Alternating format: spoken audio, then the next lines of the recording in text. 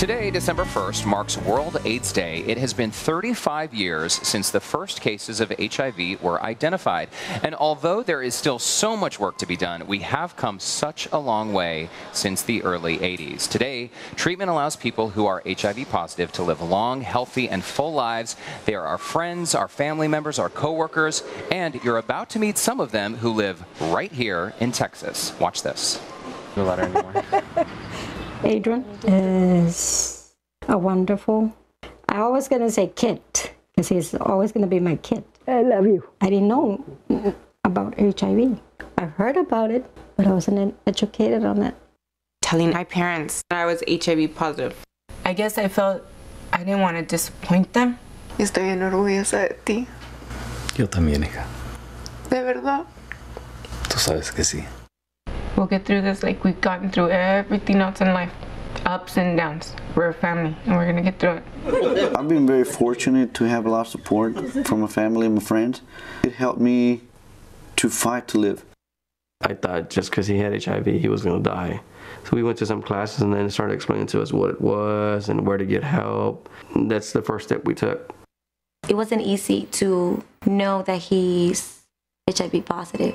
But when he told me, that love and that closeness we had together, it just grew bigger. Yes. Love the fact that I could openly talk to her. I had never experienced that. In many ways, I feel like I was just being born again. It was just amazing. It gives me a lot of comfort, a lot, knowing that my parents were there.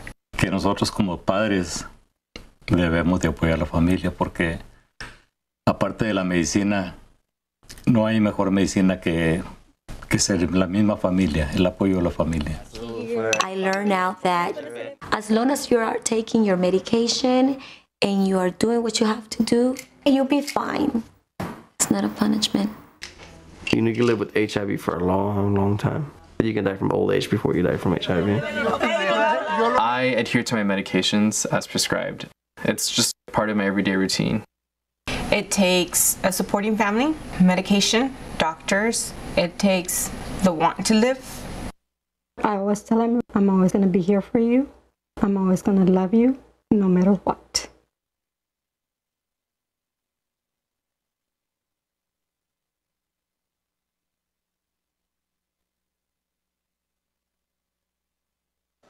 And joining us now are the two brothers you just saw in the video, Eddie and Jose Gonzalez, along with Kelly Young. She's the CEO of AIDS Foundation. Houston, welcome to you all. Thank you so much for coming. Thank you.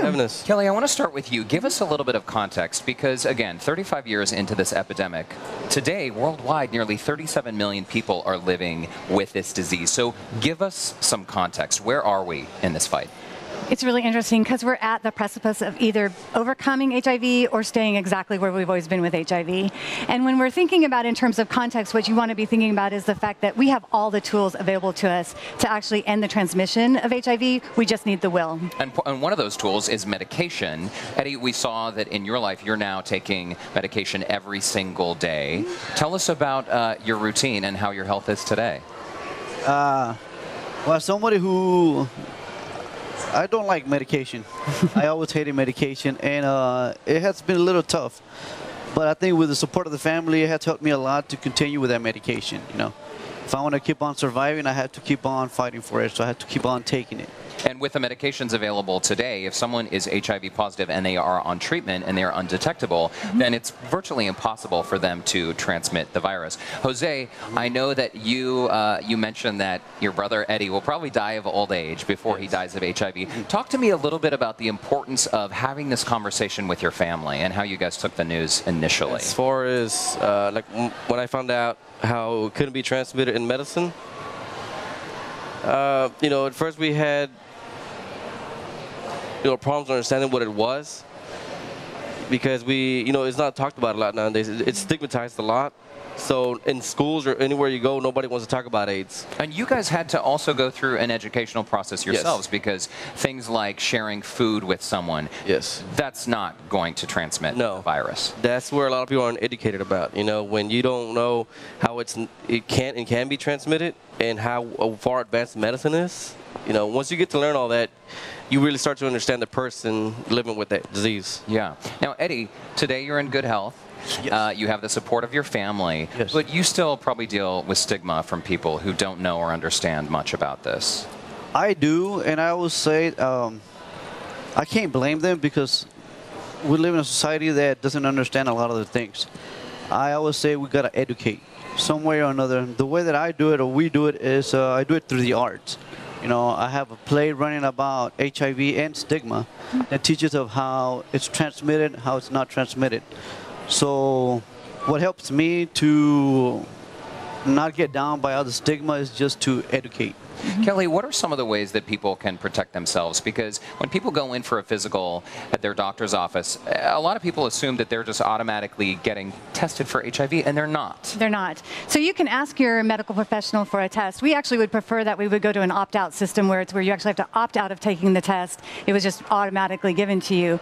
But you need to ask, and if your medical provider is uncomfortable with that information, ask for a referral to make sure that you get a doctor that could give you the information or test you and make sure that you get follow-up treatment for that. But the other part is what's called PrEP, or prophylactic Pre-exposure prophylaxis.